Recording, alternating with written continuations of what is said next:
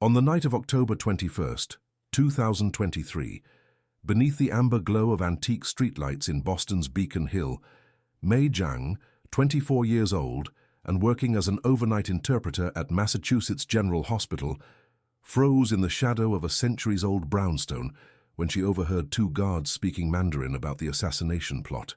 The air carried the metallic tang of approaching rain, and her fingers trembled against cold brick as she realized the black limousine waiting at the curb was a death trap meant for the vampire king of New England. She could feel the weight of ancient eyes watching from ornate windows above, sense the electric tension crackling between the guards whose hands rested too casually on concealed weapons, and taste copper fear rising in her throat as she prepared to commit the ultimate taboo, interfering in vampire politics. This is the story of how a human woman's knowledge of language saved a kingdom that had never acknowledged her existence. Subscribe now to discover whether a mortal's warning can outweigh centuries of prejudice and how the fate of two worlds might hang on a simple translation. The crystal glasses caught the candlelight like frozen stars. Mei Jiang's hands trembled as she balanced the silver tray, weaving between lords in velvet capes and ladies dripping with jewels. 3 months working in the palace, and she still wasn't used to the weight of vampire eyes following her every movement. "More wine for Lord Cassius," hissed the head servant, pushing her toward the main table. May's heart hammered. The main table where the king sat. She had seen King Aldrich only from a distance, a figure carved from marble and shadows, with eyes that could freeze the blood in her veins. Tonight he wore black armor even at dinner, as if expecting war to break out between the soup course and dessert. But it wasn't the king who made her pause, it was the small boy seated beside him. Prince Elliot couldn't be more than 7 years old. While nobles laughed and toasted around him, the child remained perfectly still, staring at his untouched plate. His dark hair fell over pale cheeks, and his small hands rested in his lap like wounded birds. No one spoke to him. No one even looked at him. May approached the table, her steps silent on the marble floor. She reached for the king's empty goblet, her movements careful and rehearsed. Don't make eye contact. Don't speak unless spoken to. Don't. A passing servant bumped her elbow. Time slowed. The tray tilted. 3 crystal glasses slid toward the edge, spinning through the air in a cascade of silver and glass. They shattered on the table directly in front of Prince Elliot, red wine exploding across white tablecloth like fresh blood. The entire hall fell silent. 500 conversations died mid-sentence. Forks froze on their way to mouths. Even the musicians in the corner stopped playing, the final note hanging in the air like a held breath. May's knees hit the floor. "Forgive me, Your Majesty, I—" But her eyes found the prince first. Wine had splashed onto his sleeve. A shard of crystal lay inches from his hand. Yet the boy didn't recoil, didn't cry out. He simply stared at the mess with wide, dark eyes, his small body rigid with fear he couldn't express. Without thinking, May's hands moved. "Are you okay?"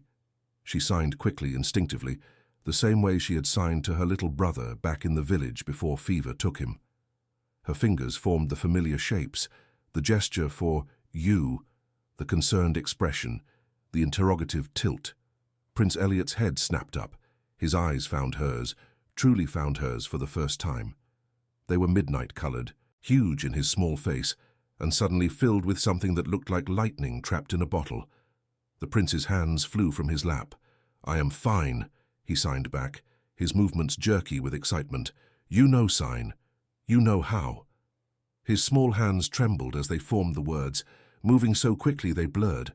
A smile broke across his face, the kind of smile that hadn't seen sunlight in a very long time. "No one understands signs except the tutor," Elliot continued, leaning forward in his chair. "Are you new? What's your name? Do you know the sign for dragon? I learned yesterday." Silence. The king's voice cut through the hall like a blade through silk. All heads turned, all spines straightened. May felt the word wrap around her throat like a noose. King Aldrich rose from his throne, unfolding to his full height. He was tall, impossibly tall, with shoulders that blocked the candlelight behind him.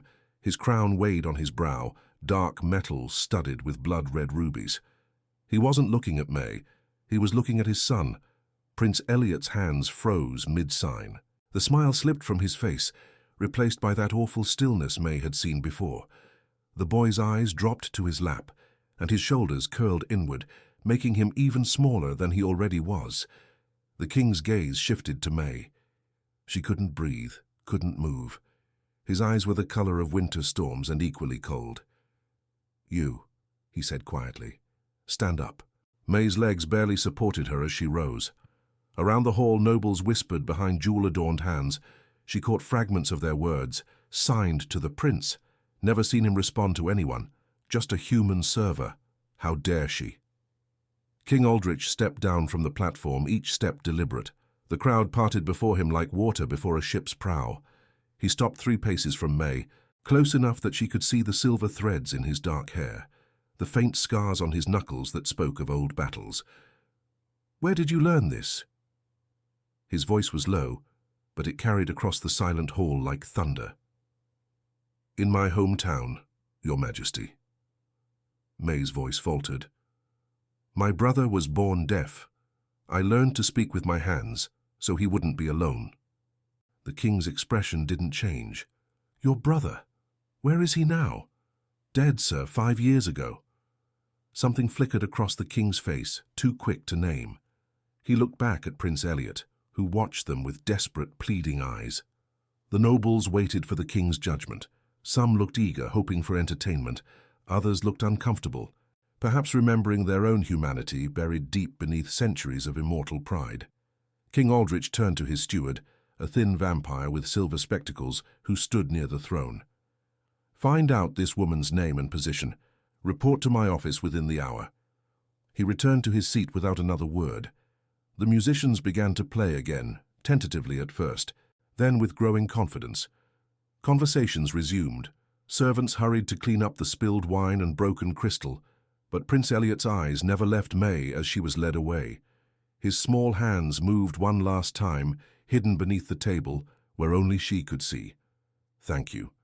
May spent the next hour in the servants' quarters, waiting for the executioner's summons. The other servants gave her pitying looks and a wide berth, as if misfortune might be contagious. "You're the girl who spilled wine on the prince?" an older woman asked, shaking her head. "Best make peace with whatever god you pray to, child." But when the steward finally came, he brought no guards, he brought instructions.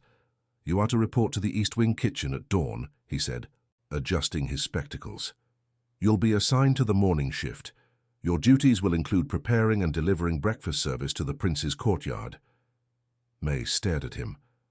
I'm not being dismissed?" The steward's lips twitched. "No, girl. You're being promoted." He left before she could ask what that meant. That night, May lay awake in her narrow bed, replaying the moment over and over. The way the prince's entire face had transformed when she signed to him, the way his hands had moved so quickly, so eager, so desperately happy, and the way the king had looked at his son afterward when he thought no one was watching. Not with anger, with something that looked almost like longing. The king's private office smelled of old leather and even older secrets. Shadows gathered in the corners, despite the fire burning in the hearth, as if even light knew better than to advance too far into Aldrich's domain. He stood by the window, watching the moon paint silver stripes across the palace gardens. Behind him, his steward waited with the patience of someone who had served for 3 centuries. "The human server," Aldrich said without turning. "What do you know about her?" The steward consulted his leather-bound registry. "May Jiang, Your Majesty. 24 years of age, arrived from the eastern villages 3 months ago seeking work. Her references indicate reliability." And the sign language. Aldrich's fingers pressed against the cold glass. "How does a village girl learn such things?" "She had a younger brother, sir. Born without speech or hearing, she learned to communicate with him before he succumbed to illness." The steward paused. "The village priest taught them both. Apparently it's a language used in certain human monasteries for silent prayer." Aldrich closed his eyes. He had hired 7 tutors for Elliot in the past 2 years, private instructors who came at dawn and departed at dusk, teaching his son to communicate in the language of hands and expressions. But they were paid professionals doing a job. Tonight, He had watched his son smile for the first time in months. Because of spilled wine and broken crystal, a human girl had given Elliot something no amount of gold could buy. Someone who spoke to him simply because she could. The boy was excited, Aldrich said softly. I've never seen him move his hands so quickly. Prince Elliot did seem quite taken with her, yes. Yes, taken. Such a simple word for the desperate hope that had shone in his son's eyes. Aldrich had seen that look only once before. The day Elliot's mother died, when the boy screamed silent screams no one could hear, his small hands forming words his father couldn't understand. That was the day Aldrich stopped trying to reach him. Not because he didn't love the boy, but because every attempt felt like watching his son drown while standing on the shore, unable to swim. Assign her to the day shift, Aldrich said, near the prince's wing. The steward's quill scratched against parchment. Very good, sir. Shall I inform her of the reason for the transfer? No. Aldrich turned from the window. His reflection in the glass looked older than it had that morning. Let her think it's simply a new assignment, nothing more. As you wish. The steward bowed and moved toward the door, then hesitated. Sir, if I may speak freely, Aldrich nodded once. Prince Elliot has been alone for a very long time. Perhaps this isn't such a terrible accident after all. After the steward left, Aldrich sat at his desk and pulled open a drawer he rarely opened. Inside was a painted miniature, his late wife Eleanor, laughing with baby Elliot in her arms. She had been human once before choosing immortality to stay by his side. She would have known what to do. She would have learned sign language in a week, would have filled their son's silent world with conversation and laughter. But Elena was gone, and Aldrich had an entire kingdom to rule, wars to plan, treaties to negotiate, 100 crises that demanded his attention every day. Except none of them mattered as much as the small boy who sat alone at banquets, invisible in plain sight. Aldrich's hand moved experimentally, trying to remember the signs he had glimpsed at dinner. His fingers felt clumsy, strange. How did the girl make it look so easy? He pulled his hand back, frustrated. Tomorrow. He would deal with this tomorrow. Meanwhile, in the servants' quarters, May stared at her new assignment document in disbelief. The prince's wing? Her roommate, Sarah, gaped at the notice. That's where they send the most trusted servants, people who've worked here for years. I must have read it wrong. May held the paper up to the candlelight, but the words didn't change. Report to the East Wing kitchen at dawn. Deliver breakfast service to Prince Elliot's private courtyard. Daily assignment until further notice. You spoke to the prince in that hand language of yours, didn't you? Sarah's eyes were wide. Everyone's talking about it. They say he actually smiled. He's just a child, May said softly. A lonely child. He's the heir to the vampire throne. Sarah gripped May's shoulders. Do you understand what this means? The king doesn't do anything by accident. He's deliberately placing you near his son. A chill ran down May's spine. Why would he do that? Maybe he wants to see if it was a fluke. Or maybe... Sarah's voice dropped to a whisper. Maybe he's testing you, seeing if you're a threat. I'm not a threat to anyone. But May's hands trembled as she folded the assignment paper. The prince looked so frightened when the glass broke. I wanted to make sure he was okay. Well, tomorrow you'll get your chance to make sure again. Sarah squeezed her arm. Just be careful, May. The royal family isn't like us. They don't think like us. And that little boy, he's not just a child. He's property of the crown. That night, May dreamed of small hands forming desperate words in the dark, and a king made of winter watching from a distance, unable or unwilling to reach out. Dawn broke cold and golden over the palace. May's hands trembled as she balanced the breakfast tray, not from its weight, but from knowing where she was taking it. The prince's courtyard lay at the end of a marble hallway, lined with portraits of stern-faced vampire ancestors. Their painted eyes seemed to follow her, judging, a human servant walking where few were permitted. She pushed open the iron gate with her hip.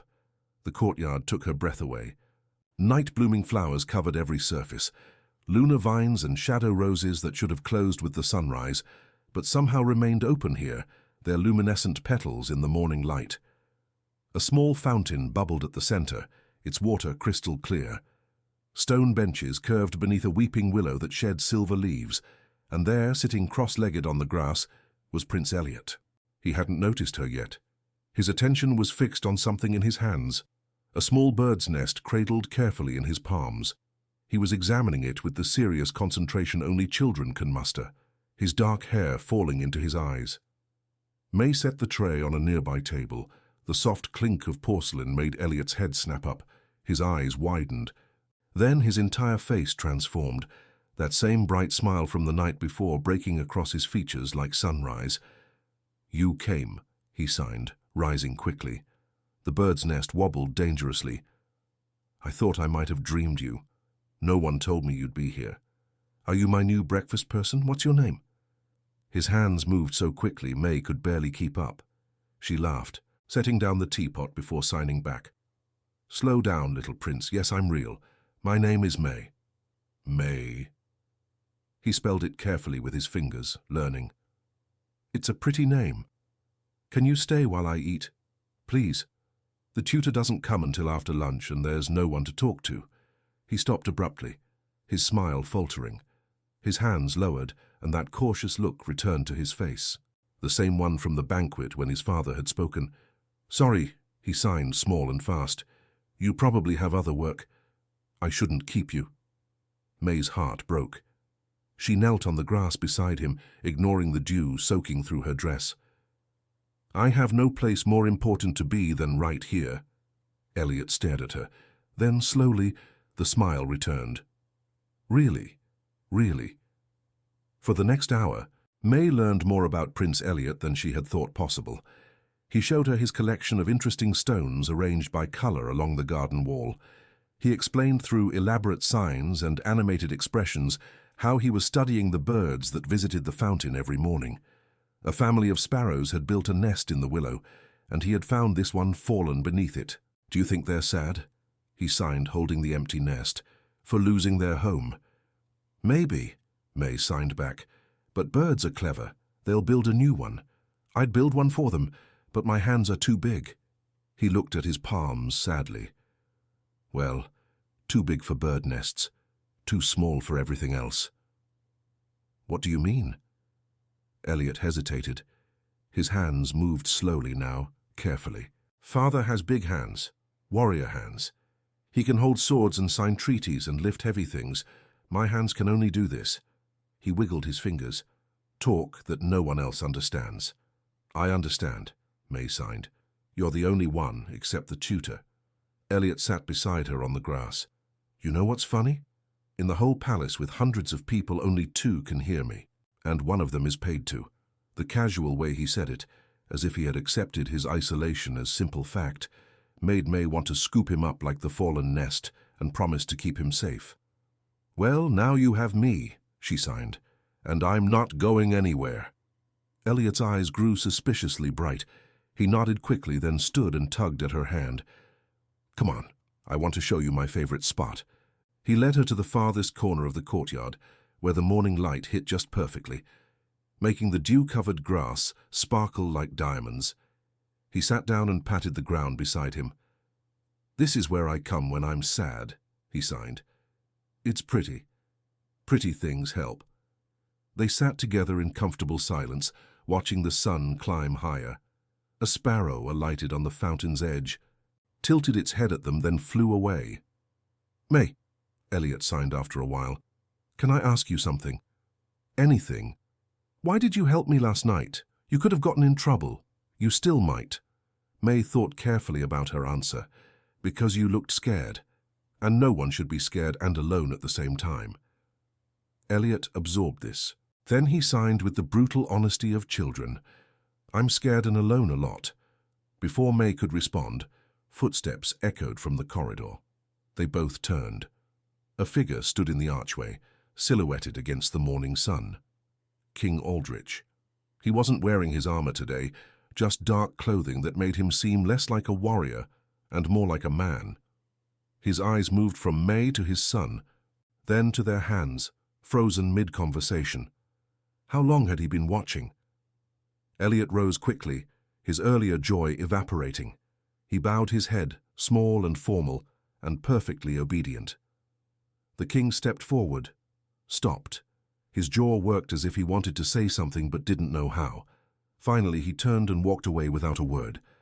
Elliot sat down slowly. He didn't sign anything more that morning, just held the bird's nest in his lap and stared at where his father had been. Rain hammered against the palace windows like 1,000 impatient fingers. May had been delivering breakfast to Elliot's courtyard for 6 days now, and every morning the prince was already waiting for her, usually with something new to show: a butterfly wing, a perfectly round stone. Once a drawing he had made of the two of them sitting by the fountain, but today the courtyard was empty. May set down the tray, worry gnawing at her stomach. Had something happened? Had the king changed his mind about her assignment? A small hand tugged at her sleeve. She spun to find Elliot standing behind her, practically vibrating with excitement. His hair was damp from the rain, his clothes spattered with water. "Come with me," he signed urgently. "I want to show you something secret." "Prince Elliot, you're soaked. You should... Please." His eyes were huge and pleading. "It's important. And it's inside." How could anyone say no to that face? Elliot grabbed her hand and pulled her through a side door she had never noticed before, down a narrow servants' passage, then up a spiral staircase that seemed to climb forever. Finally they emerged into a long corridor lined with tall windows. At the end was a massive oak door carved with intricate symbols. The Royal Library. "We can't," May signed quickly. "Servants aren't allowed." But Elliot was already pushing the door open. The library was magnificent. Shelves stretched across 3 floors, connected by spiral staircases and narrow bridges. Rain-filtered light streamed through stained glass, painting the floors in muted rainbows. The smell of old paper and leather hung thick in the air. "Isn't it wonderful?" Elliot signed, his face glowing. "No one comes here anymore. Father's too busy. The nobles think reading is boring. It's just me and the books." He pulled her toward a low shelf in the corner where large-sized illustrated books gathered dust. He selected one with a faded cover showing a castle and a dragon. "These are vampire fairy tales," he signed. "The tutor reads them to me, but I like it better when I tell them myself." He opened the book, and May saw that someone, likely a tutor from years past, had added small sign language diagrams in the margins, showing how to sign each important word. Elliot's hands began to move, telling the story. His signing was beautiful, expressive and fluid, painting pictures in the air. He signed about a brave knight and a lonely dragon who couldn't breathe fire, about how everyone feared the dragon for what it was supposed to be, not for who it really was. May found herself drawn into the tale. When Elliot signed the part where the dragon finally roared, not with fire, but with wind that carried flower petals, she acted it out, sweeping her arms widely and making him laugh silently, his small shoulders shaking with joy. "Your turn," he signed, pushing another book into her hands. This one was about a princess who lived in a tower. May signed the story, exaggerating her expressions, making Elliot's eyes widen at the scary parts and light up during the happy ones.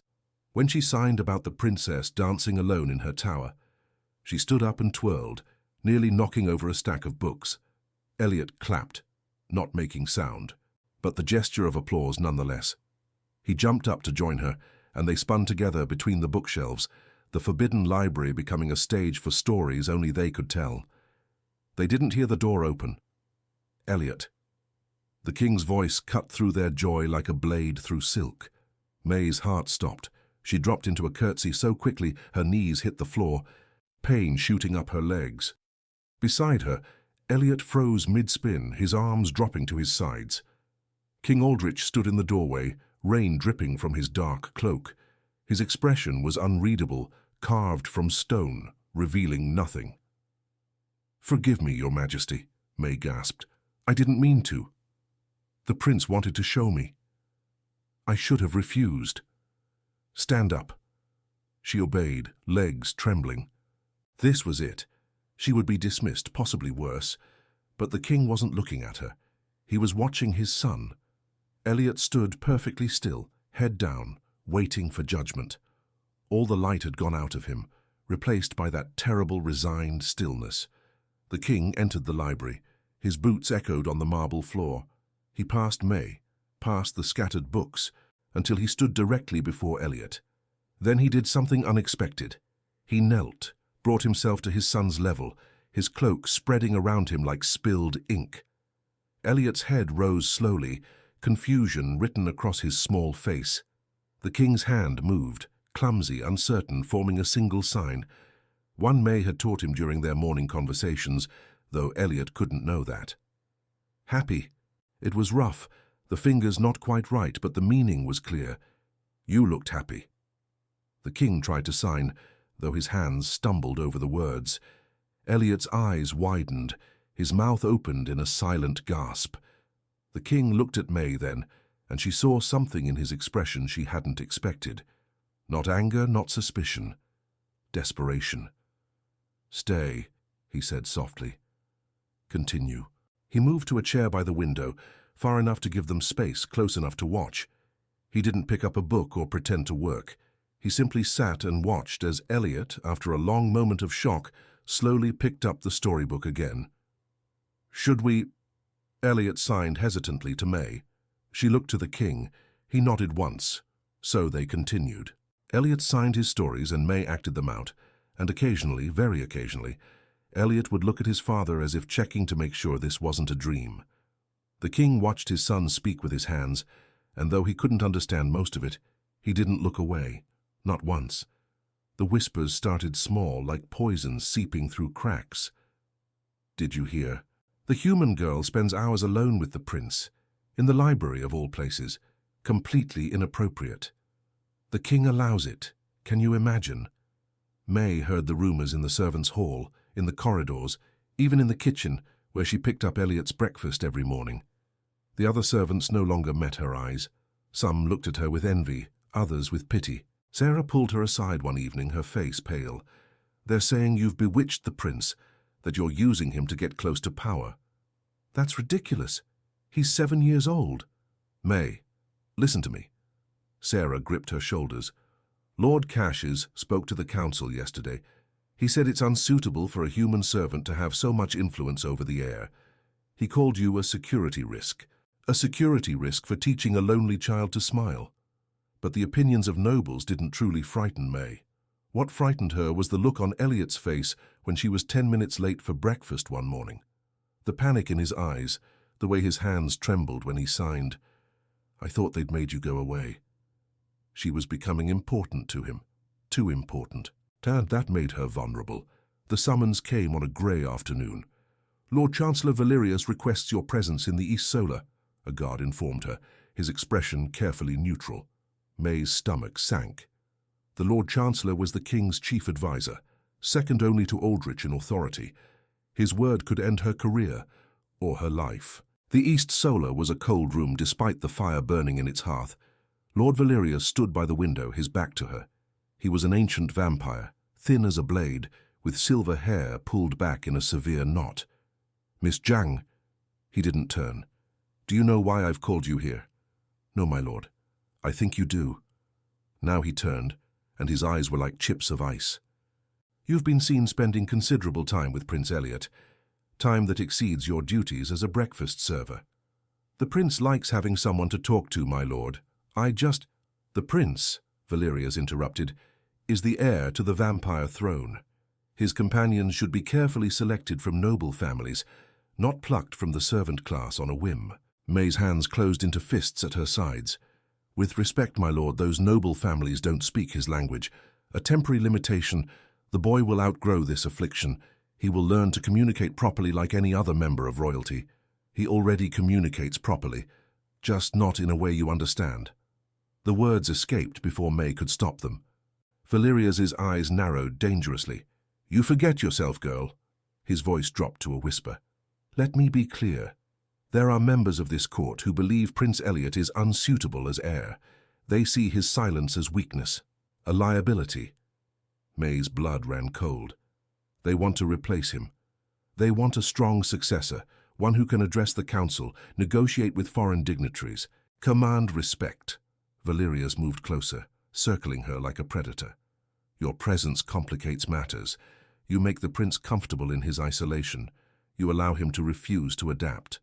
I help him feel less alone. You help him remain helpless." Valerius stopped in front of her. The kindest thing you could do for Prince Elliot is to distance yourself. Let him struggle. Let him learn to survive in a world that won't sign back to him. That's cruel. That's reality. Valerius's expression softened slightly, or perhaps it was a trick of the light. I am not a monster, Miss Zhang. I've served this kingdom for 4 centuries. I've seen weak rulers destroy nations. Prince Elliot needs to be strong, not coddled. He went to his desk and took out a sealed letter.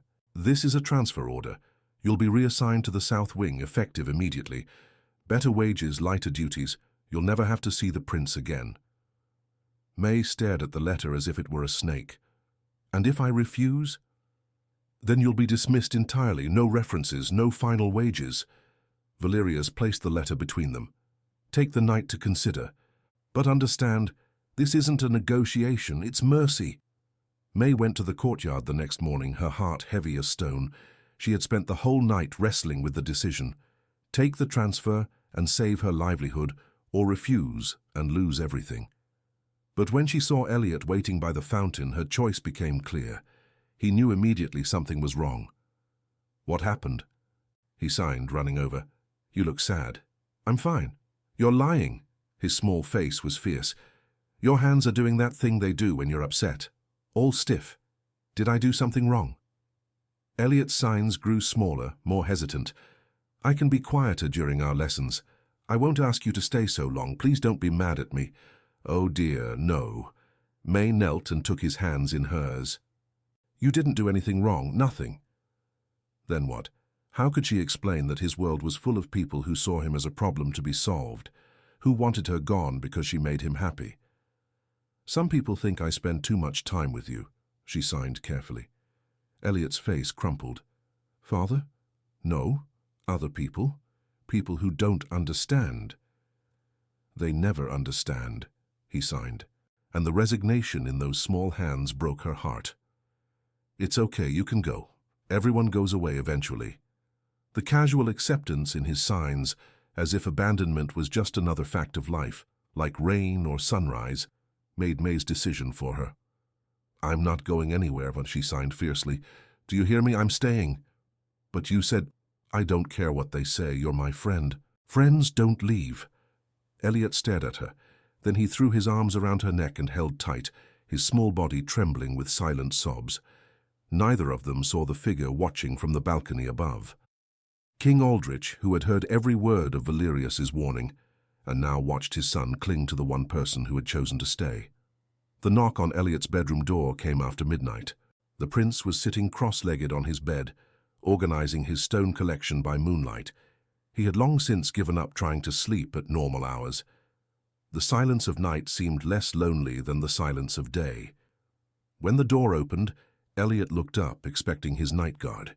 Instead, his father stood in the doorway. King Aldrich seemed too large for the frame, his broad shoulders nearly touching both sides. He still wore his council clothes, though he had removed his crown. Without it, he looked different, tired, almost human. Elliot froze, a smooth riverstone clutched in his hand. His father never came to his chambers. They saw each other at formal dinners, at council presentations, where Elliot sat silent and decorative, at occasions that required the heir's presence, but never here, never in this private space that belonged only to Elliot. The king entered and closed the door. Good evening, father, Elliot signed formally, setting aside his stones and sliding from the bed to bow. Aldrich raised his hand. Wait. His throat worked as if the words were stuck there. Finally. May I sit? Elliot nodded, confused. His father never asked permission for anything. The king lowered himself into the chair by Elliot's desk, a small chair made for a child, making him look almost comical, like a bear trying to fit in a dollhouse. He leaned forward, elbows on his knees, and for a long moment simply looked at his son. Elliot shifted uncomfortably under the scrutiny. His hands moved nervously. Did I do something wrong? No. Aldrich's voice was rough. No, you haven't done anything wrong. Silence stretched between them. Elliot's fingers twitched, wanting to sign, wanting to fill the void with words his father wouldn't understand. But he kept his hands still, waiting. I've been thinking, Aldrich said finally, about your mother. Elliot's eyes widened. They never spoke about her. Not since she died. She would know what to do, what to say. The king's hands clenched into fists. She was good at talking, at connecting. I'm good at war, at strategy, at breaking things. He looked at his scarred knuckles. But not this, not you, Elliot signed before he could stop himself. His father stared at the hand movements, and Elliot saw frustration flash across his face. The same frustration Elliot felt every day trying to exist in a world that wouldn't speak his language. This, Aldrich said quietly. Not this. He rose abruptly, began to pace. The small room made him look like a caged animal.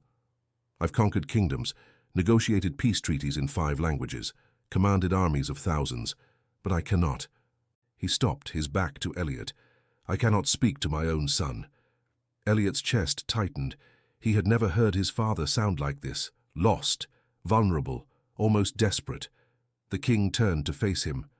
You move your hands so quickly, with May, in the library, in the courtyard. I watch you and it's like you're speaking in lightning and I... He raised his own hands, large and calloused. I don't understand any of it. I could teach you, Elliot signed eagerly, hope blooming in his chest. It's not hard, just shapes and... But his father wasn't looking at his hands, couldn't read the offer being made. Elliot's hands fell to his sides. Aldrich saw the movement, the disappointment. Something seemed to break in his expression. He crossed the room in 3 strides and knelt before his son. The second time in 2 weeks he had lowered himself to Elliot's level. Show me, he said. One sign. Just one. For son. Elliot's breath caught. Slowly he raised his hand and demonstrated. A simple gesture. Fingers pointed to himself, then swept outward. Aldrich copied, clumsy and uncertain.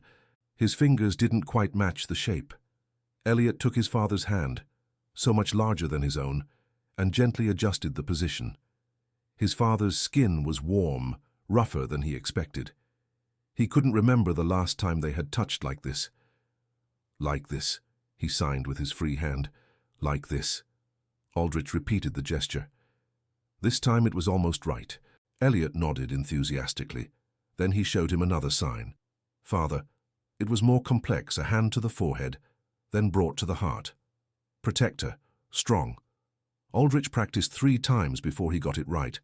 When he finally did, he looked at Elliot with an expression the prince had never seen before. Pride, perhaps, or relief. Say something to me, Elliot signed, his hands trembling with excitement. Please. His father's jaw worked. He raised his hands, formed the sign slowly, deliberately. My son. 2 words, simple, imperfect, everything. Elliot's eyes filled with tears. He launched himself at his father, wrapping his small arms around the king's neck. Aldrich caught him, held him, one large hand cradling the back of his son's head. They stayed that way for a long time in the moonlit chamber, neither signing nor speaking, just holding. When Aldrich finally pulled away, his eyes were suspiciously bright. He tried to sign again, struggled, then gave up and simply spoke. I need help. Will you teach me more? Will your friend? Will May teach me? Elliot nodded so hard his whole body shook. Tomorrow, then. After council. Aldrich rose, smoothing his clothes back to order. At the door he paused. His hands moved, uncertain but deliberate, forming the signs Elliot had just taught him. Good night, my son. Elliot signed back. Good night, father. After the king left, Elliot climbed back onto the bed and stared at the ceiling, his heart racing. For the first time in 5 years, since his mother died and his world went silent, he allowed himself to believe in something he thought lost forever. Hope.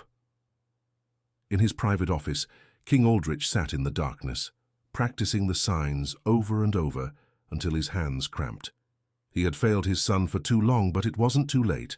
Not yet. The spring procession was the kingdom's oldest tradition, a celebration of renewal when the royal family greeted their subjects from the grand balcony and accepted their blessings for the coming season. In 7 years, Prince Elliot had never participated. The boy will be a distraction, Lord Valerius had argued every year. Better to keep him inside until he's older, more capable. But this year, when the council met to discuss the ceremony, King Aldrich's voice cut through the debate like a sword through silk. "My son will stand at my side." The council chamber fell silent. "Your Majesty," Lord Cassius ventured carefully, "with all respect, the prince cannot address the people. It would be embarrassing for all involved." "He will stand at my side," Aldrich repeated, his tone allowing no argument, "and Miss Jiang will accompany us as his interpreter." The murmurs rose like a swarm of angry bees. A human servant on the royal balcony, interpreting for the heir? Unthinkable, unprecedented. Aldrich let them protest. Then he rose and the chamber quieted. "My son is the heir to this throne. It's time the kingdom saw him, not as a silent shadow, but as their prince." His eyes swept the room, challenging anyone to contradict him. "This discussion is over." On the morning of the procession, May's hands trembled so badly she could barely tie her dress. A new one, deep blue with silver threads, provided by the king's steward. "Appropriate for the balcony," he had said, as if it were perfectly normal for a servant to stand beside royalty. Sarah helped pin May's hair. "You look terrified." "I am terrified."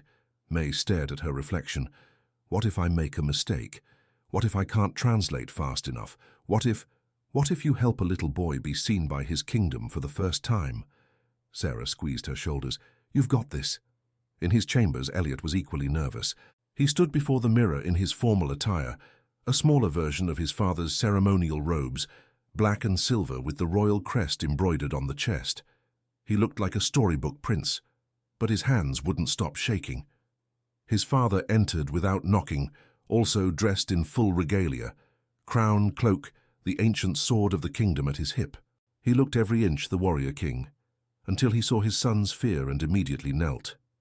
"Scared," he signed. His signing had improved dramatically in the past 3 weeks of daily lessons with May. Elliot nodded, not trusting himself to sign back. "Me too," Aldrich signed, and Elliot's eyes widened in surprise. His father, scared. The king smiled, a rare and genuine expression. "But we'll be scared together. And May will be there, you trust her." "Yes." "Then trust in that." Aldrich's hands moved slowly, making sure his son understood. "You deserve to be seen, to be heard, not hidden away like something broken." "But I am broken," Elliot signed, his small hands heavy with resignation. "I can't speak like you." Aldrich took his son's hands in his. "You speak perfectly. The world just needs to learn your language." He said it aloud, then signed it, imperfect but sincere. "The world needs to learn your language." The grand balcony overlooked the main courtyard, where thousands had gathered, humans and vampires alike, dressed in spring colors, carrying lanterns even in daylight as tradition required. May stood to the side as the royal family emerged, the king first, majestic and commanding, then Elliot, so small beside his father, his face pale but determined. The crowd erupted in cheers, but when they noticed the young prince, many seeing him clearly for the first time, the sound faltered, uncertain. Aldrich raised his hand for silence. His voice carried across the courtyard, amplified by the ancient acoustics built into the palace walls. "My people, today my son joins me, not as a shadow but as your prince." He gestured to Elliot, who stepped forward, his legs trembling. Aldrich's hand moved to his son's shoulder, firm and supportive. "Prince Elliot will address you now. Miss Jiang will provide his voice." May moved to stand between them, visible to all, a human girl on the royal balcony, history being made in real time. Elliot looked at his father, terrified. Aldrich nodded encouragement. The prince's hands began to move. "Thank you for coming," he signed, and May's voice rang out clear and strong. "Thank you for coming." The crowd stirred. Elliot's hands moved faster, gaining confidence. "I know I am different. I know I cannot speak the way you expect, but I can still hear, I can still care. I can still hope to serve you one day." May translated each word, her voice steady even as tears pricked her eyes. "My father taught me that strength comes in many forms," Elliot continued, looking at the king. "And my friend taught me that being different doesn't mean being less." He paused, looking out at the sea of faces. Then his hands moved in a gesture that needed no translation, a sign for beautiful, directed at the lanterns they carried. Someone in the crowd, a small child, waved back, mimicking the gesture. Then another person signed, "Hello," awkward and uncertain. Then another. A ripple of movement spread through the crowd as people began to raise their hands, trying simple signs, trying to speak back to their prince in his own language. Elliot's face transformed. His signs became animated, joyful, as he told them about the spring flowers in his courtyard, about birds and stories and hope. And beside him, King Aldrich raised his own hands. "Proud," he signed for all to see. "Proud of you." The crowd understood the gesture, even without translation. The emotion was universal. The cheers that erupted weren't polite ceremony, they were genuine, thunderous and warm, washing over the balcony like a wave. For the first time, Prince Elliot was not invisible. He was seen. The lanterns floated like fallen stars over the city, thousands of them rising into the twilight sky. From a palace balcony, a private one this time, away from ceremony and crowds, 3 figures watched in comfortable silence. Elliot sat between his father and May, his legs dangling over the edge of the stone bench, still wearing his formal robes, though he had convinced someone to remove the stiff collar. His face glowed with lingering excitement, cheeks flushed from the day's events. "Did you see how many people tried to sign back?" His hands moved quickly, the way they always did when he was happy. "There was a little girl in a yellow dress who signed hello and thank you, and I signed back and she smiled so big and—" "Breathe," May signed, laughing silently. Elliot grinned but didn't slow down. "And the baker from East Market. He signed bread and asked if I liked bread, and I said yes, and he looked so happy that I understood and—" "What's he saying?" Aldrich asked, leaning forward. His signing had improved, but Elliot's excited speed still outpaced his ability to follow. "He's recounting everyone who signed to him today," May translated, warmth in her voice. "All 47 of them, in detail." Aldrich's expression softened. He reached out and gently caught one of his son's flying hands. "Slow," he signed carefully. "I want to understand." Elliot took a deep breath and began again, more slowly this time, making sure his father could follow. He signed about the crowd, about the feeling of being seen, about not being invisible anymore, and Aldrich understood most of it. Not all. There were still signs he didn't know, concepts he couldn't follow, but enough. More than enough. When Elliot finished, the king's hands moved deliberately. "Proud of you. So proud." It was the same sign he had made on the grand balcony, but somehow it meant more here in private, with no audience to perform for. Elliot threw his arms around his father's waist, and Aldrich pulled him close, one large hand cradling the back of his son's head, the way he used to when Elliot was a baby, before silence had grown between them like a wall. "Thank you," Aldrich said quietly to May over his son's head, "for giving him back to me." "I did nothing," May replied. "I just listened. You did everything. You saw him when the rest of us were blind. The king's eyes were bright in the lantern light. You saw him when the rest of us were blind." A comfortable silence settled over them as they watched the lanterns climb higher, carrying the city's wishes and prayers into the night sky. After a while, Elliot pulled away from his father and signed something May couldn't quite catch.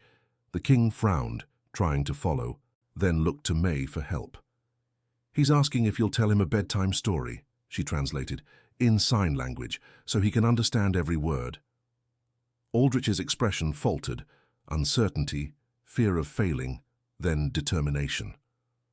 "I can try," he signed, "but I'm not good with stories." "You don't need to be good," Elliot signed back. "You just need to be here." Something in those words struck Aldrich deeply. May saw it in the way his shoulders dropped, in the way his breath caught. "I'll leave you two alone," she said, starting to rise. "No," Elliot signed urgently. "Stay, please. You're part of this too." So she stayed. King Aldrich, ruler of the Vampire Kingdom, conqueror of realms, began to sign a story. Clumsy and slow, often pausing to ask May for help with signs he didn't know.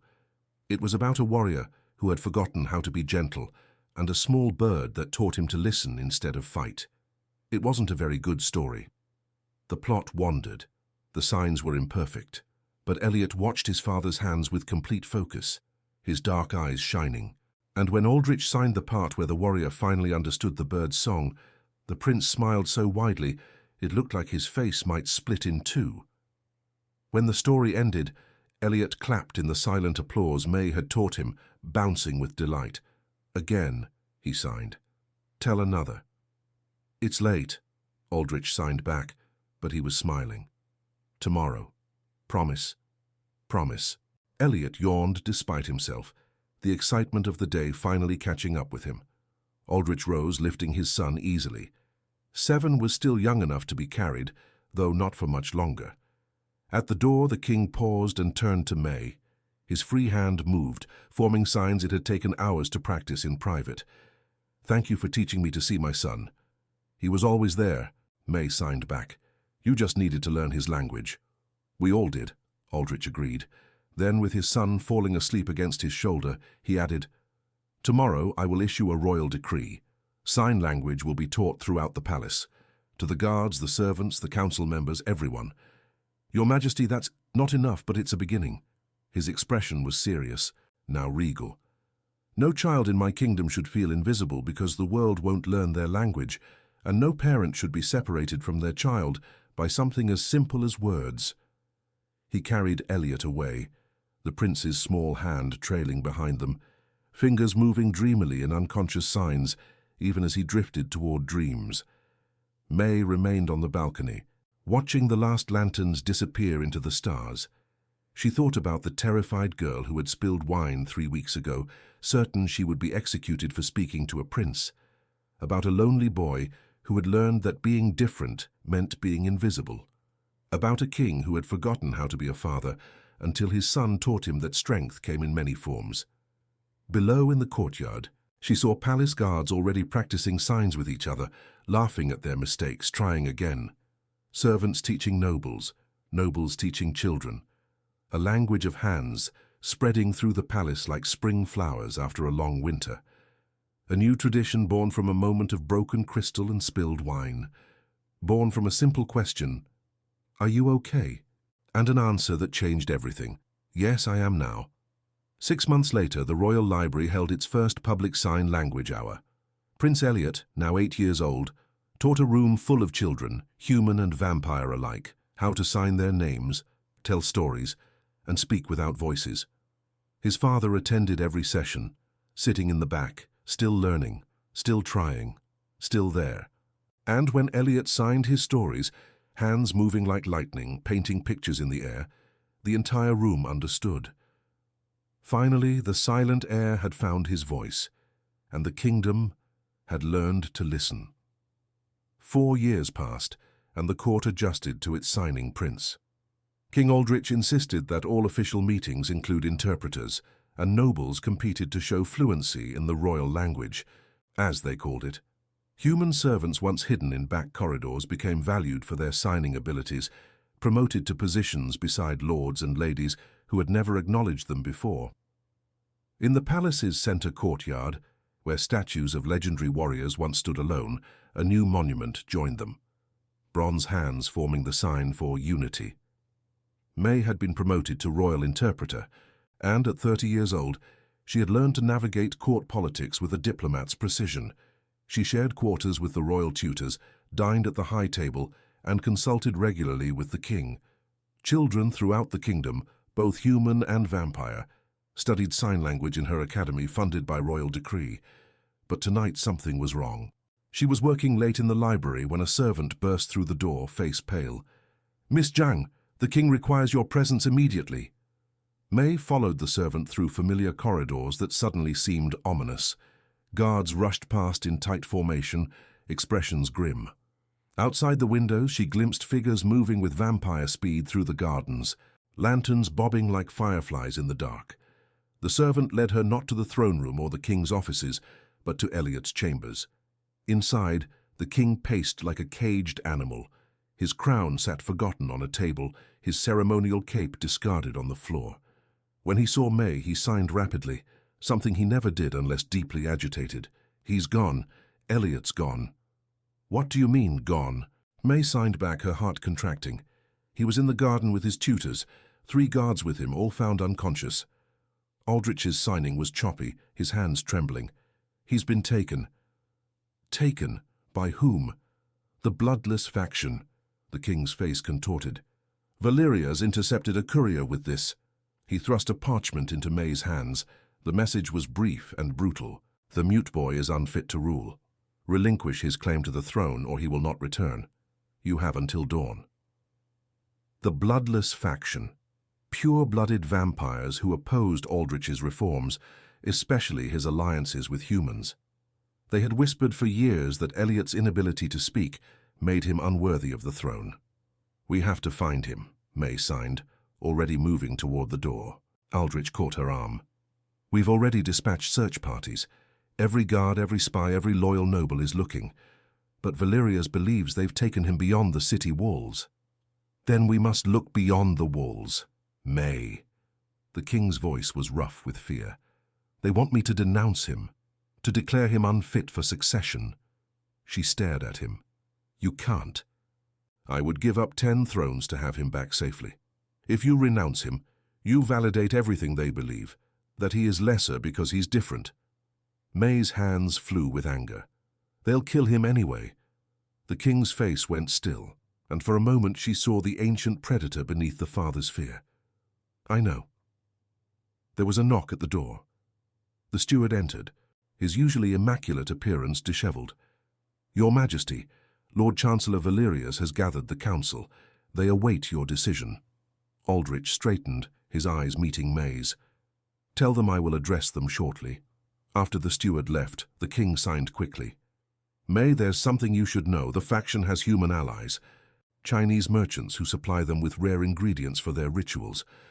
I've heard reports that tonight's meeting place was to be the abandoned temple at the edge of Chinatown. You think they might have taken Elliot there? It's possible. But I can't send guards. It would be seen as an act of aggression against the Chinese Merchants Guild, who claim no knowledge of faction sympathizers. It could trigger a conflict we can't afford with the eastern human settlements. May's mind raced. I speak Chinese. I could go, not as a royal representative, but as a concerned countrywoman. It's too dangerous. These are not ordinary merchants, May. They're fanatics who believe in vampire supremacy. They use humans like tools. I'm not asking permission, Your Majesty. May's signing was precise, each movement cutting through the air. Elliot is not just my prince. He's my friend. Aldrich stared at her, conflict warring across his face. Finally, he reached into his pocket and pulled out a small object, a royal signet ring. Take this if you find him. His hands faltered. Get word to me before dawn. I'll delay the council as long as possible. May slipped the ring onto a chain around her neck, hiding it beneath her dress. Then, without another word, she left the palace through servants' passages she still remembered from her early days. The night air hit her face like a cold slap. Boston's Chinatown glittered with lanterns and neon signs, a deceptively peaceful scene. She walked briskly, head down, just another late-night worker returning home, but her eyes constantly scanned for followers, for signs, for anything out of place. The abandoned temple stood 3 blocks from the main street, its once grand architecture now crumbling behind a rusty fence. Condemned signs kept most visitors away, but May noticed fresh footprints in the mud near a gap in the fence. She slipped through, heart pounding. The temple's interior was dark, but she could make out elaborate carvings on pillars and walls, dragons and phoenixes watching her with stone eyes. She moved silently, following faint sounds from deeper inside. Voices drifted from beneath a half-collapsed floor, Chinese voices speaking in a dialect from the north. May crept closer, pressing herself against a pillar carved with lotus flowers. The vampire lord promised us protection and exclusive trade rights. A man's voice, irritated. But now he says we must wait for the king's decision. The child prince is the bargaining chip. Another voice, smoother. With him we control the negotiations. I don't like this. Using a child. Not a child, a vampire. Remember that. May edged closer to a crack in the floor, peering down. In a dimly lit chamber below, 4 Chinese men in expensive business suits stood talking. Behind them, a small figure sat tied to a chair, Head bowed. Elliot. He looked unharmed but frightened. His ceremonial clothes were dirty and his hands were bound behind him, the cruelest touch, taking away his voice. May's mind raced. She couldn't overpower 4 men. She couldn't untie Elliot without being caught. But perhaps.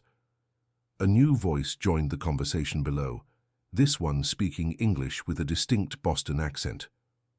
The car will be here in 20 minutes. Lord Valerius has arranged safe passage to the countryside estate.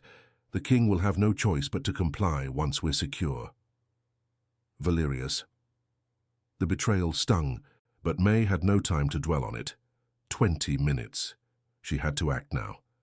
She slipped back outside, searching desperately for a way to signal for help. Her phone would take too long. Guards couldn't come here anyway. Then she saw it. An ornate black limousine turning onto the street, moving slowly. The vampire lord coming to collect his prize. May looked back at the temple, at the gap in the fence where soon they would bring Elliot, at the car that would take him beyond the king's reach. She made her decision. The limousine stopped at the curb.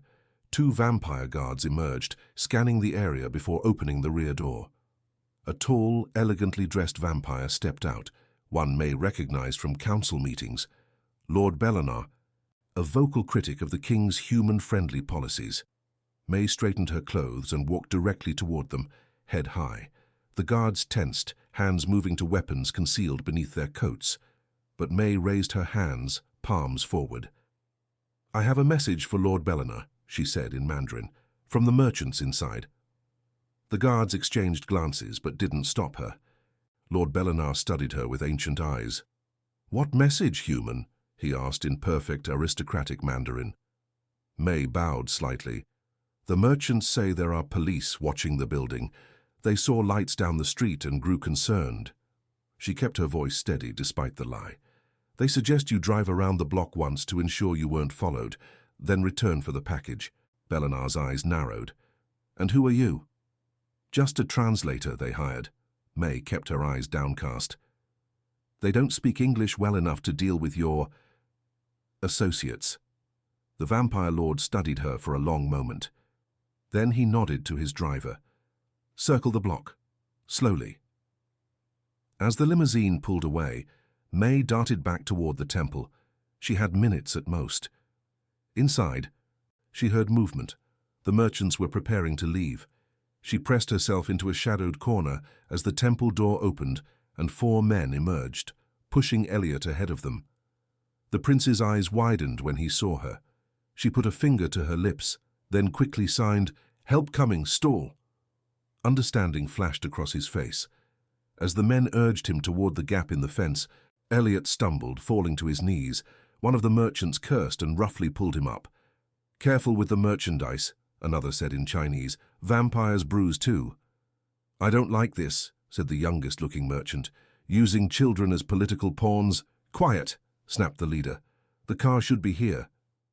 They reached the sidewalk, looking up and down the empty street. The limousine was nowhere in sight. May stepped out of the shadows. "The vampire lord said there was a problem," she said in Mandarin, walking toward them. "Police. He had to take a different route." "Who the hell are you?" The leader reached into his jacket. "A translator." May kept her voice calm. "Lord Belenar sent me to tell you the rendezvous has changed. They're watching the streets." The merchants exchanged nervous glances. Elliot stared at May, hope and fear mingling in his eyes. "I don't know you," said the leader suspiciously. "I work for the Eastern Liaison Office. Your usual translator was unavailable." May nodded toward Elliot. "The car will meet you 2 blocks north behind the old factory. I'm to guide you there." For a moment, she thought they would believe her. The youngest merchant even nodded, seemingly relieved. Then the limousine turned the corner, gliding silently toward them. "You lie," hissed the leader, reaching for May. She ducked away, shouting in English, "Elliot, run!" The prince didn't hesitate. He bolted, even with his hands still tied behind him. 2 merchants chased after him, shouting. May turned to run in the opposite direction, hoping to split their forces, but the leader caught her arm, twisting it painfully. "You've ruined everything," he snarled in Chinese. "Who are you?" The limousine screeched to a halt. Lord Belenar emerged, his face contorted with fury, as he saw the prince fleeing down the street. The vampire guard sprinted after him with inhuman speed. "Stop them!" May screamed in English, then switched to Mandarin. "They're kidnapping the prince. The vampire in the car is a traitor." Confusion erupted. The merchant holding May loosened his grip, uncertain. Lord Belenar stalked toward them, eyes glowing red with ancient power. "Silence her!" he commanded. The merchant reached for May's throat, then froze. A shadow had fallen across the street. A shadow with a crown. King Aldrich stood 20 paces away, sword drawn, flanked by royal guards. His eyes burned like winter fires. "Release her," he said, his voice carrying the weight of centuries of command. "Release my son's voice." The merchant dropped May's arm as if burned. Lord Belenar backed toward the limousine, betrayal written across his aristocratic features. "Your Majesty," he began, "this is a misunderstanding." "Save your lies for the council, Belenar." Aldrich's sword gleamed in the streetlight. "Where is my son?"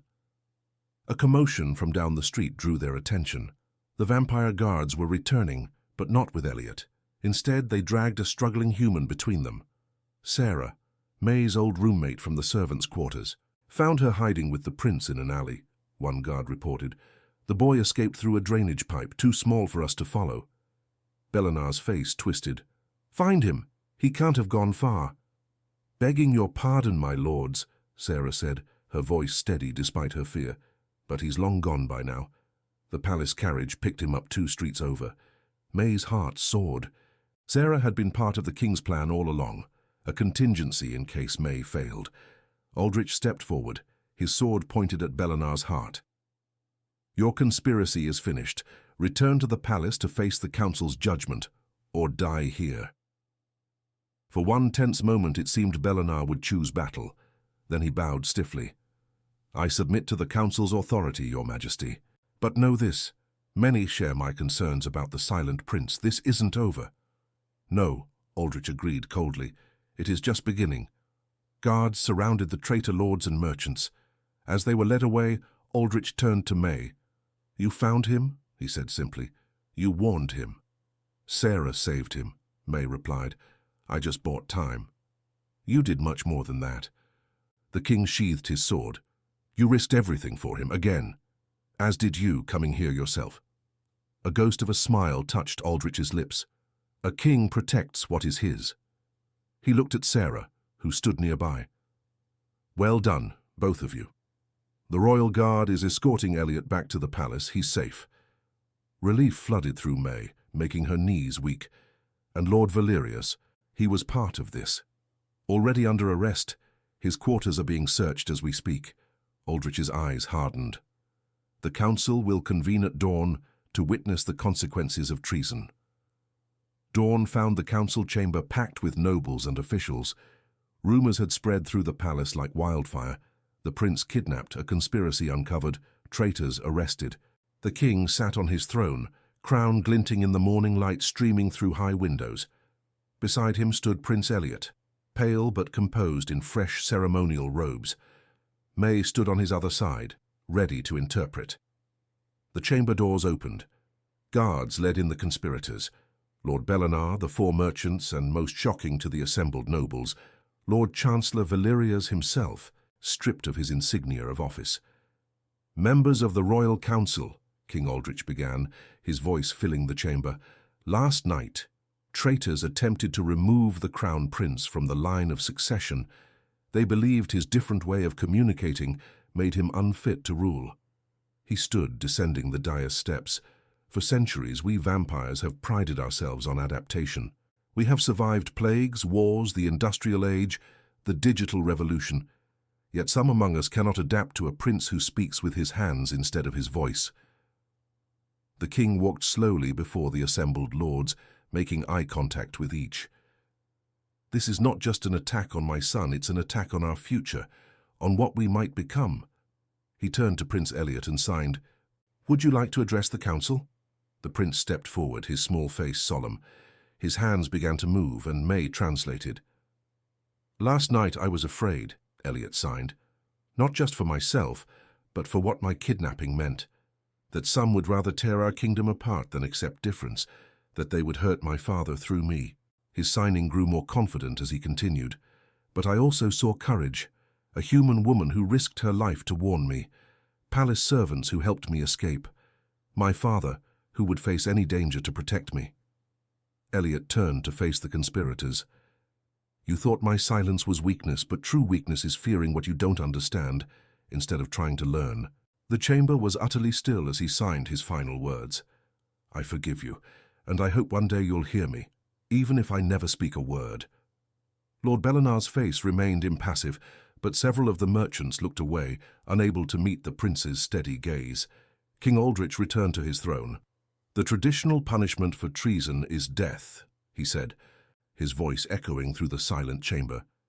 But today we will honor the prince's mercy. He turned to Valerius. You, who have served this court for 4 centuries, are hereby banished. You will live among humans, without your title, your wealth, or your status.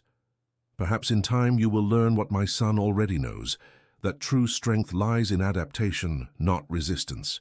Valerius's face twisted with humiliation, but he said nothing as guards led him away. To Lord Belenar and the other conspirators, Aldrich pronounced similar sentences: exile, confiscation of property, public stripping of titles. Each punishment designed not just as retribution, but as education. When the judgment concluded and the council chamber began to empty, Elliot tugged at May's sleeve. She knelt beside him. Are you okay? He signed, his eyes searching her face. They hurt you.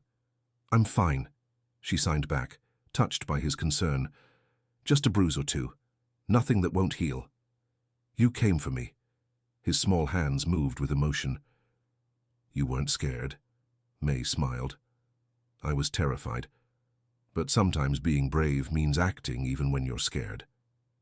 Elliot considered this, then signed, like speaking even when no one understands your language? Exactly like that. The prince looked at his father, who was conferring with loyal counselors across the chamber, then back at May. Do you think they'll ever really hear me? The council, the kingdom? They already are, May signed. More every day. She nodded toward a group of younger nobles who were signing to each other in the corner, discussing the proceedings using the language they had once dismissed as a childish accommodation. See? You're changing the world, one hand at a time. Elliot smiled, a small, hopeful expression. Then he threw his arms around her in a fierce hug. Thank you for being my voice, he signed when he pulled away. Until the world learns to listen. 10 years later, Prince Elliot stood before the assembled kingdom on his 18th birthday, formally accepting his role as crown prince and heir apparent. Thousands gathered in the main courtyard, watching the ceremony broadcast on screens throughout the city. May, now royal chancellor and the king's most trusted advisor, stood nearby. At 40 years old, streaks of silver now ran through her dark hair, and she wore the formal robes of her office with practiced ease. When Elliot stepped forward to make his address, he didn't call for an interpreter. He didn't need to. His hands moved with grace and authority, and throughout the crowd, thousands of hands rose in response, humans and vampires alike, signing their support, their understanding. Behind him, King Aldrich watched with undisguised pride as his son communicated directly with his people. The king's hair was fully silver now, his face lined with the weight of centuries, but his eyes remained sharp and clear. When the ceremony concluded, Elliot found May at the reception that followed. He was taller than she was now. His boyish features transformed into a young man's determined face. Chancellor Zhang, he signed formally, then broke into a grin. Still feels strange to call you that. No stranger than your highness, she signed back with a smile. You did well today. Your mother would have been proud. Father said the same thing. Elliot's expression grew serious. I've been thinking about that night. The kidnapping, the merchants who believed I was just a pawn. Ancient history now. Not so ancient. Lord Belenar returned from exile last month. Father granted clemency. Elliot's hands moved thoughtfully. He's different now, humbled. He asked to meet with me yesterday. And did you? Yes. He apologized. Said he couldn't comprehend back then how a silent prince could lead. Now he understands it was never about voice or silence. It was about being heard. May nodded. The distinction that changed a kingdom. That you taught us. Elliot glanced across the room, where King Aldrich was signing fluently with a group of human diplomats. You changed everything, May, with one simple question. Are you okay? She signed, remembering. Yes, he signed back, the same answer from all those years ago, but with the weight of everything that had followed. I am now. From across the crowded reception hall, the king caught their exchange. He excused himself from the diplomats and joined them, his hands moving with the ease of long practice. What are you two conspiring about? He signed, a rare smile softening his regal features. The past, Elliot signed, and the future. Aldrich nodded, understanding in his eyes. He looked at May, the servant girl who had become his most trusted advisor, the human who had taught a vampire court to listen with their eyes. The council has approved the final draft of the Communication Equality Act, he signed. All public services throughout the kingdom will provide sign language access. All children, human and vampire, will learn signing in school. Elliot's face lit up. That's been my dream since I was 10. I know. Aldrich placed a hand on his son's shoulder. Consider it an early coronation gift in a decade or two. The prince laughed silently, shoulders shaking with mirth. No rush, father. Later that night, after the guests had departed, May stood on the same balcony where she had once watched lanterns rise with a small boy and his troubled father. The city below had changed, more integrated, more accessible, more connected across the human-vampire divide. King Aldrich joined her, his cloak wrapped against the evening chill. Chancellor, he acknowledged with a small nod. Your Majesty, she smiled. Quite a day. Indeed. He followed her gaze to the city lights. When I appointed you Chancellor, many thought I had finally lost my mind. A human woman, once a servant, elevated above ancient vampire lords. They adjusted, as they learned to do with Elliot. Aldrich's expression grew contemplative. You know, for centuries I believed strength came from power, from fear, from unwavering certainty. It took a child with silent hands to teach me that true strength lies in adaptation, in listening, in change. He taught us all, May agreed, not without your help. The king turned to face her fully. That night in the banquet hall, when you signed to a frightened boy, you had no idea you were changing the course of a kingdom. I just wanted to make sure he was okay. And in doing so, you taught a king to see his son. You taught a court to hear without sound. You taught a kingdom that difference isn't weakness. May shook her head, embarrassed by the praise. I just happen to know sign language. No, Aldrich said firmly. You happen to care, there's a difference. Below them in the central courtyard, the bronze monument caught the moonlight, hands forming the sign for unity. But what few knew was that on its base, in smaller letters, was inscribed a simple question and answer. Are you okay? Yes, I am now. A question that had changed everything. A bridge built of hands between worlds that once could not hear each other, and a reminder that sometimes the most profound revolutions begin with the simplest acts of kindness.